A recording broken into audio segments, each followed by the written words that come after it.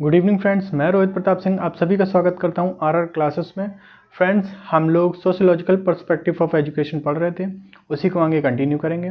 और आज का हमारा चैप्टर है 4, धर्मनिरपेक्षता और शिक्षा। तो धर्मनिरपेक्षता के बारे में आप ये समझ लीजिए, संकुचित अर्थ के रूप में समझिए कि धर्म के आधार पर किसी को भेदभाव ना करें, कि वो इस धर्म का है, इस धर्म का, इस तरह से कोई भेदभाव ना किया जाए। ये होता है धर्मनिरपेक्षता। ठीक है, चलिए। तो धर्मनिरपेक्षता की बात करें तो इन्होंने जॉर्ज जेकब हॉलीडेक ने सबसे पहले जो है सेकुलरिज्म शब्द दिया, जो कि सेकुलम से बना है। ठीक है, और इसका अर्थ होता है वर्तमान युग, इस युग के संदर्भ में, ना कि सुपर नेचुरल युग के संदर्भ में। ठीक है, चलिए अब बात करते हैं। जॉर्ज ने धर्मनिरपेक्षता के सिद्धांत, 4 सिद्धांत दिए। कौन कौन से? इस युग के और इसके सुधार संबंधी चिंता का सिद्धांत ठीक है, मतलब जो युग चल रहा है इसको किस तरीके से सुधारा जा सके, इस पे विचार विमर्श करना, वो पहला था सिद्धांत। दूसरा था मानव की भौतिक तथा सांस्कृतिक उन्नति पर विशेष बल देना। ठीक है, भौतिक रूप से जो मानव है वो उन्नति करे और सांस्कृतिक रूप से भी उन्नति करे। ठीक है, स्वतंत्र नैतिकता का सिद्धांत। उन्होंने कहा कि जो है धर्मनिरपेक्षता तब अच्छे से हो पाएगी जब नैतिकता प्रबल होगी। ठीक है, अगर व्यक्ति के अंदर नैतिक मूल्य हैं तो उसको वो धर्मनिरपेक्ष, उसके लिए तो फिर मतलब उसको बताने की ज़रूरत ही नहीं है कि आप धर्मनिरपेक्ष व्यवहार करिए, वो ऑटोमेटिक करेगा, क्योंकि नैतिकता होती ऐसी चीज़ है। ठीक है, सत्य की खोज करें। ठीक है, चलिए अब बात करते हैं भारत में धर्मनिरपेक्षता और भारतीय परंपरा। ठीक है, भारत के संदर्भ में क्या बोलते हैं? सबसे पहले एको ब्रह्मा विप्रा बहुधा वदंती। देखो, एक ब्रह्मा मतलब इनका मोटा मोटा ये कहना है कि जो हम लोग हैं वो सभी ईश्वरों में एक ईश्वर को मानते हैं। ठीक है, चलिए सर्वधर्म संभाव, मतलब जो भी धर्म होते हैं उनको समान रूप से आदर करें, उनका सम्मान करें। ठीक है, और संविधान में इसकी कोई परिभाषा नहीं है, धर्मनिरपेक्षता की कोई परिभाषा नहीं है संविधान में। पंथ निरपेक्ष शब्द जो है वो 1976 में जोड़ा गया था 42वें संविधान संशोधन के तहत। ठीक है, 42वां अमेंडमेंट संशोधन।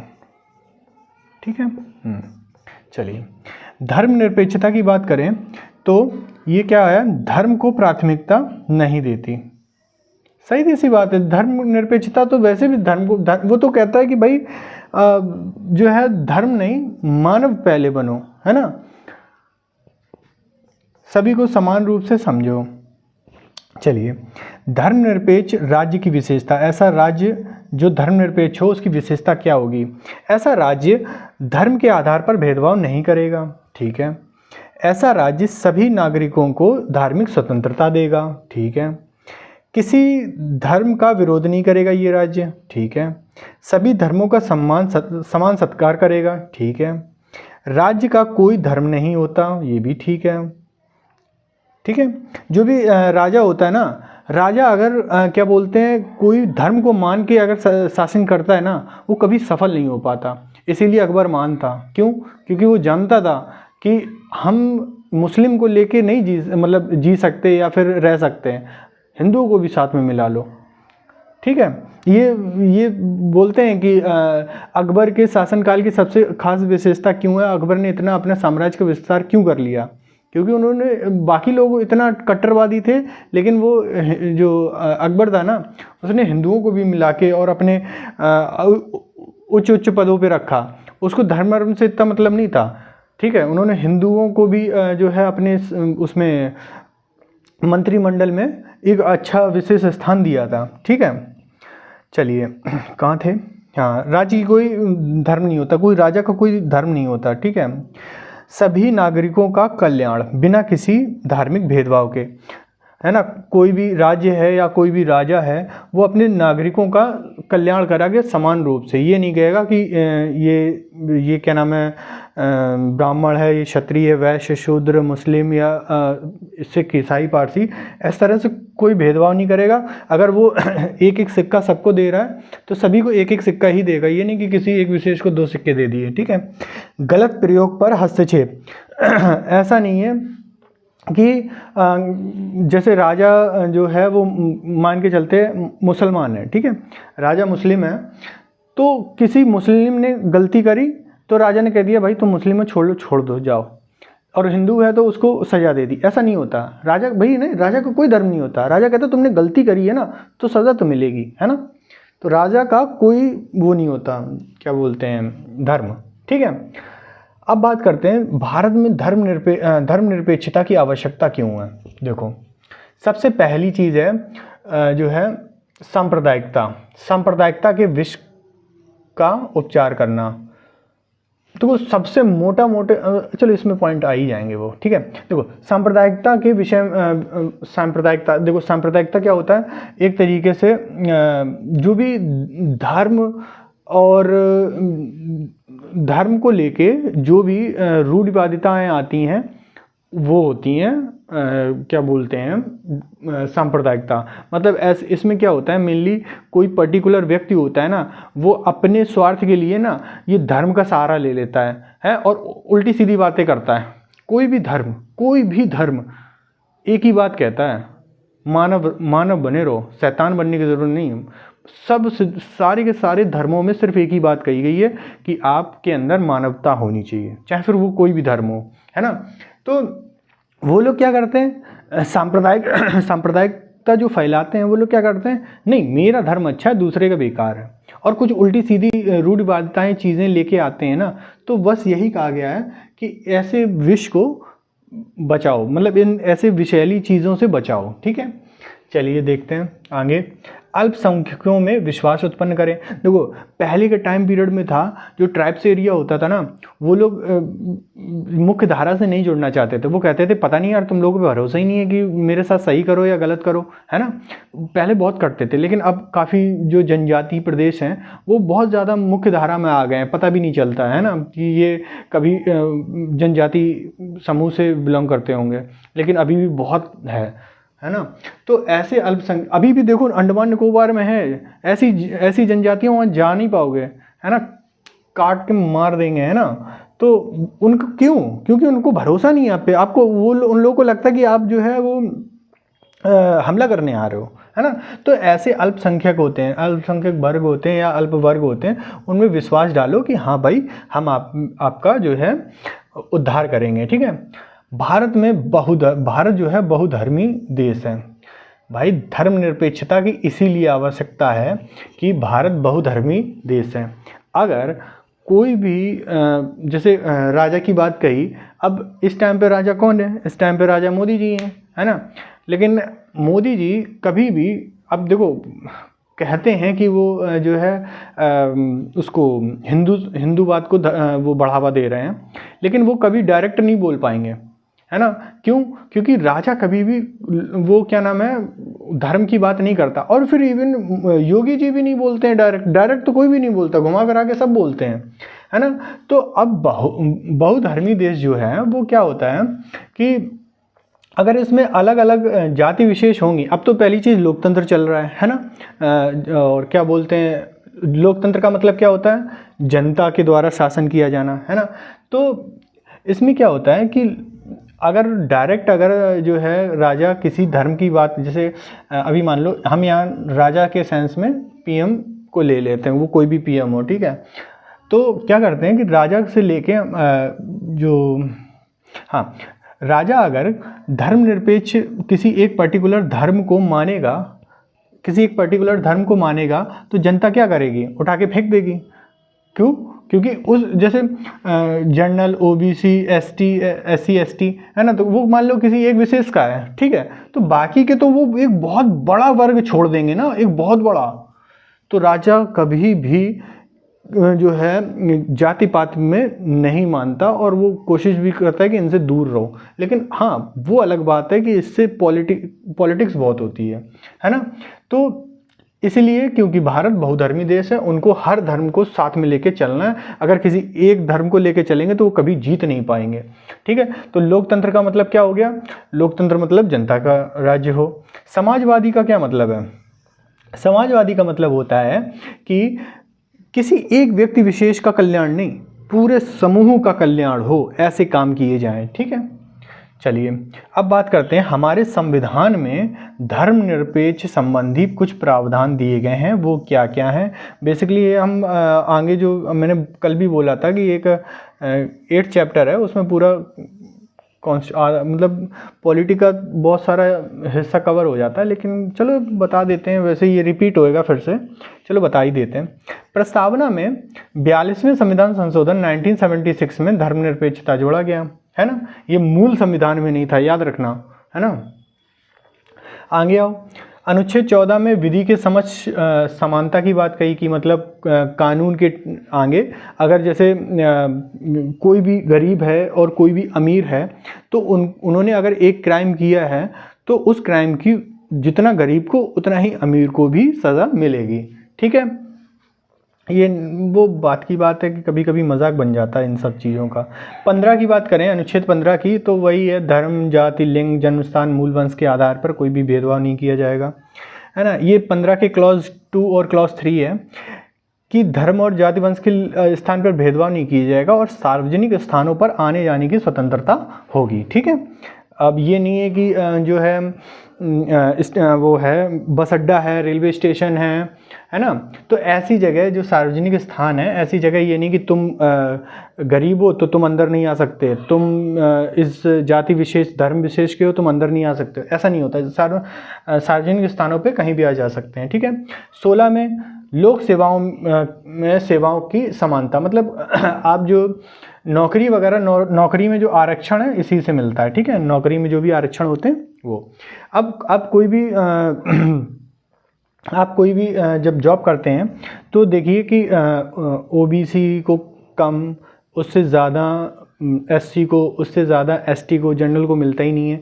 तो क्या होता है कि जो है क्यों मिलता है? क्योंकि पहले के टाइम पीरियड में जब अंबेडकर साहब ने बोला था कि भाई कहीं ना कहीं हमको आरक्षण की ज़रूरत होगी तो हम थोड़ा जो वंचित वर्ग हैं वो थोड़ा उठेंगे तो समानता आ जाएगी, उनका ये था। और उन्होंने ये बात भी कही थी कि जो है ये जो आरक्षण है वो एक टाइम पीरियड पे ख़त्म हो जाए, नहीं तो इसका फिर बहुत ज़्यादा मिसयूज़ हो जाए। अब मिसयूज़ होने लगेगा। अब वही है वो महाभारत की बात देख लें तो खाटू श्याम जी थे, तो कृष्ण जी ने उनको क्यों मार दिया? क्योंकि उन्होंने अपने आप से ये कह दिया था कि जो पक्ष मजबूत होगा उसके विरुद्ध हम लड़ेंगे। अब एक टाइम पे अगर तुम इससे लड़ोगे तो वो कमज़ोर हो जाएगा, फिर उससे लड़ने जाओगे तो वो कमज़ोर हो जाएगा। इस तरह तो युद्ध का कोई परिणाम ही नहीं, तुम दोनों ख़त्म करोगे, अकेले बचोगे, है ना। तो यही भी ये है कि अब भाई अब जनरल SC ST का तुम कर तो रहे हो, ठीक है, एक टाइम पीरियड तक सही है, लेकिन जब SC ST ऊपर उठ गए, जनरल के लेवल के आ गए, तो भाई अब क्या ज़रूरत है? अब और दोगे तो जनरल नीचे हो जाएगा, SC ST ऊपर हो जाएंगे, है ना। कि देखिए जिसको मिलना चाहिए ना, एक्चुअल में उसको मिलना चाहिए। जैसे हम तो कहते हैं ये जाति विशेष नहीं होता है, इसको करना चाहिए आर्थिकता के रूप में, मतलब जो बेचारा सच में आर्थिक रूप से कमज़ोर है ना उसको मिलना चाहिए, ना कि ये SC ST। बहुत से ST SC इतने हैं कि क्या ही बोलें, कहने को SC ST हैं। चलो छोड़ो। 17 की बात करें तो अस्पृश्यता करते हैं, छुआछूत का अंत करने की बात कहते हैं।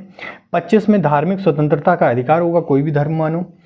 26 में धार्मिक संस्थाएं स्थापित करने की स्वतंत्रता, मतलब अगर आप कोई जैसे आप कुछ भी हैं, मतलब पर्टिकुलर बात करें कि आप अगर हिंदू हैं और हिंदू से आप मुसलमान बनना चाहते हैं तो आप स्वतंत्र हैं, धार्मिक रूप से आपको स्वतंत्रता है।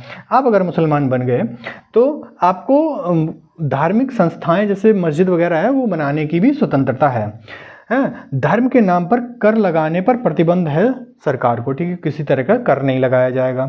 28 की बात करें, 28 क्लॉज 1 है, ठीक है, 28 का क्लॉज 1 है, सरकारी शैक्षिक संस्थाओं में धार्मिक शिक्षा नहीं दी जाएगी। कोई भी गवर्नमेंट स्कूल होगा उसमें किसी तरह की वो जो है सॉरी धार्मिक शिक्षा नहीं दी जाएगी, ठीक है। 29 की बात करें, धर्म के आधार पर शैक्षिक संस्थाओं में प्रवेश के समय भेदभाव, ठीक है। वही है कि जब भी शैक्षिक संस्थानों में आप अगर जाते हैं तो उस टाइम पे भेदभाव नहीं करना चाहिए धर्म के आधार पर।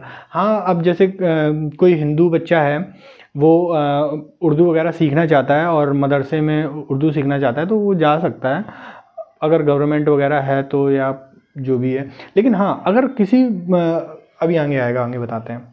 देखिए, अल्पसंख्यकों को शैक्षिक संस्थाएं स्थापित करने तथा प्रशासन करने का अधिकार। जैसे ये अल्पसंख्यक है कोई, है ना, उसने अपनी शैक्षिक संस्थाएं बनाई, तो वो अपनी पर्टिकुलर जो उसकी संस्कृति है ना, वो यहाँ अपना रिप्रेजेंट कर सकता है। सरकारी नहीं, जो निजी है, और निजी में भी ये नहीं कि हर कोई निजी, जो अल्पसंख्यक हैं वो, और ज़्यादातर जो प्राइवेट स्कूल्स होते हैं ना, वो गवर्नमेंट की गाइडलाइन पे चलते हैं, ठीक है। लेकिन अगर अल्पसंख्यक है ना, तो वो अपने जो है, जो संस्कृति है, जो अपना कल्चर है, वो रिप्रेजेंट कर सकते हैं अपने संस्थाओं में, ठीक है, और उसी का वो प्रशासन करने का भी उनका अधिकार है। अब देखिए, ये 30 था, 30 का क्लॉज 1। 30 का क्लॉज 2 की बात करें तो शैक्षिक संस्थानों को अनुदान देते समय कोई भेदभाव नहीं किया जाएगा। मतलब सरकार जब भी स्कॉलरशिप देगी या अनुदान देगी तो क्या करेगा कि सबको, जैसे जितने स्कूल हैं 1000 रुपये देने हैं, और कितने मान लीजिए 100 स्कूल हैं, है ना, तो क्या नाम 10 रुपये हर एक स्कूल को दिए जाएंगे। ये नहीं है कि वो स्कूल किसी का है उसको ज़्यादा दे दिए, तुम्हारा स्कूल बेकार है तुमको कम दे दिए, ऐसा नहीं है। सबको भेदभाव की, मतलब बिना किसी भेदभाव के वो दिया जाएगा। जाति विशेष वगैरह ये सारी चीज़ों को नहीं माना जाएगा, ठीक है। चलिए, नागरिकों के लिए समान सिविल संहिता, वही मैं शायद बता चुका हूँ कि कोई भी क्राइम करेगा ना तो आईपीसी 1860 है ना, तो वो सभी को समान रूप से लागू की होगी। अनुच्छेद 44 है। 235 में क्या कहता है, चुनाव में समान अधिकार, चुनाव में दिया जाए या खड़ा हुआ जाए, समान अवसर और समान अधिकार, कि हर कोई चुनाव दे सकता है और हर कोई खड़ा हो सकता है ना। हारे जीते वो अलग की बात है। अब देखिए, धर्मनिरपेक्षता में बाधाएं क्या क्या आ सकती हैं। पहली चीज़, जातिवाद की स्वार्थपूर्वक राजनीति जो कि बहुत चलती है। विभिन्न, देखो ये समझाने की चीज़ नहीं है ना, विभिन्न सांप्रदायिक दल, ऐसे रूढ़िवादी दल जो कि बेफालतू में धर्म को राजनीतिक मुद्दा बना के बेमतलब की डिबेट्स करते रहते हैं, है ना। जो चीज़ें सही हैं उनको एक्सेप्ट करो ना, भले। पता क्या होता है कि अगला, जैसे अभी सत्ता पक्ष, हम किसी की वो नहीं कर रहे हैं, पार्टी वार्टी हमको इसको मतलब नहीं है। तो देखो, कोई भी एक पार्टी है सत्ता में है जो वो अच्छा कर रही है ना, तो दूसरे को अप्रिशिएट करना चाहिए कि हाँ तुम अच्छा कर रहे हो। लेकिन उनका क्या नौटंकी होती है, उनकी नौटंकी होती है कि भाई तुम क्या कर रहे हो, तुम गलत कर रहे हो, ऐसा नहीं होना चाहिए यार। अगर इतना ही है ना, और सत्ता में आने के बाद वो भी वही काम करें, अगर अच्छा काम पे हर कोई रोकता है ना, वो चीज़ बता रहे हैं। और सही बताएं तो सही चीज़ पे हर किसी को सपोर्ट करना चाहिए, ना कि बोलना चाहिए फालतू में अड़ंगा डाल दो। अंग्रेजी शासन द्वारा चलाई गई फूट डालो की नीति, है ना, ये तो आज भी चल रही है ना, फूट डालो राजनीति, वो राज करो। अंग्रेजी शासन के समय से चली आ रही सांप्रदायिकता।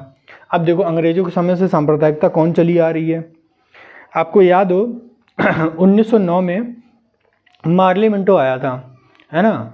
तो मार्ली मिंटो में जो था, मुसलमानों को पृथक निर्वाचन वो दिया था कि वो अलग से चुनाव लड़ सकते हैं, अपने क्षेत्र विशेष में चुनाव लड़ सकते हैं, ऐसा था।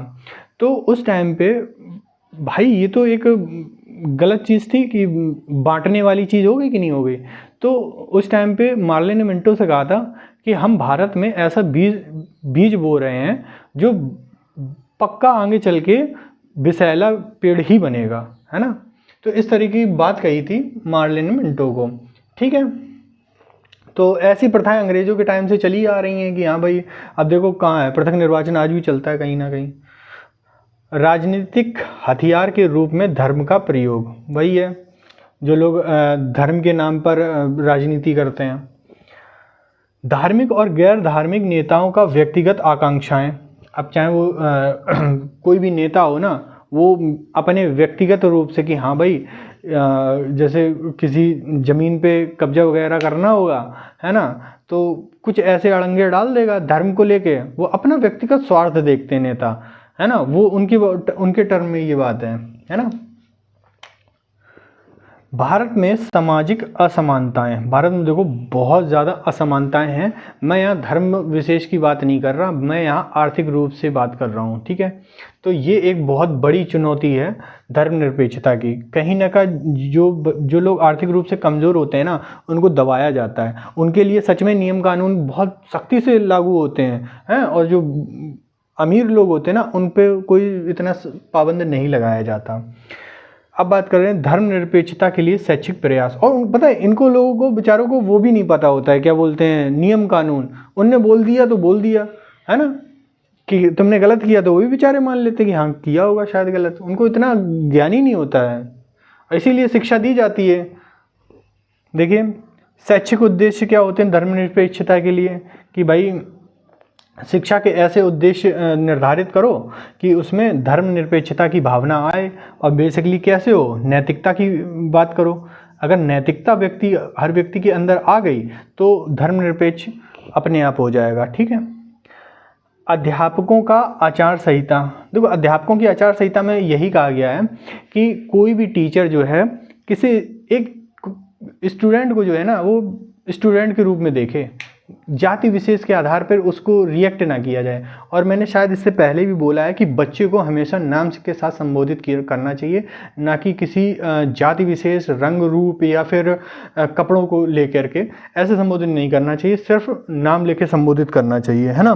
तो अध्यापकों की आचार संहिता क्या कहती है कि किसी बच्चे को धर्म, जाति, मूल, लिंग इनके आधार पर कभी भी भेदभाव नहीं करना चाहिए। उनको सभी बच्चों को समान रूप से स्टूडेंट के रूप में समझना चाहिए, ठीक है। चलिए, शैक्षिक संस्थाओं का उदार संपूर्ण वातावरण। देखो जो भी संस्थान है उसमें कठोरता नहीं होनी चाहिए, उदार होना चाहिए। अगर बच्चे ने कुछ कह दिया है या बच्चा कोई चीज़, जैसे टीचर से कुछ पूछा कि सर जी ये बता दो, बच्चा, और सर जी मतलब टीचर ने बड़ा मेहनत से पढ़ाया, है ना, जैसे बहुत मेहनत की उसने पढ़ाया है, और एकदम से एक बच्चा खड़ा हुआ, सर जी ये नहीं आया समझ में, है ना। अब बच्चा, टीचर खिसिया गया कि इतनी मेहनत से पढ़ाया फिर भी नहीं आया है, और फिर क्या नाम है, डर का माहौल पैदा कर दिया। तो टीचर को लिबरल होना चाहिए, है ना, चाहे क्लासरूम में हो चाहे को कैरिकुलम एक्टिविटी में हो, हर वक्त उसे उदार रहना चाहिए। पाठ्य पुस्तक और पाठ्यक्रम की बात करें तो पाठ्य पुस्तक और पाठ्यक्रम का निर्माण इस तरह से होना चाहिए जहाँ पे हमें धर्म निरपेक्षता जैसी चीज़ों का मतलब इनको बढ़ावा देना चाहिए, ठीक है। उसी अकॉर्डिंग हमें पाठ्य पुस्तक का जो है वो निर्माण करना चाहिए, ठीक है। तो ये हो गया आपका चैप्टर 4, ठीक है। आई होप आपको क्लास अच्छी लगी होगी, और अच्छी लगी है तो प्लीज़ लाइक, शेयर और सब्सक्राइब करें, ठीक है। और आपका सिलेबस तो आपके एग्ज़ाम से पहले हो जाएगा, उसकी चिंता बिल्कुल मत करें, ठीक है। तो फिर कल मिलते हैं, थैंक यू।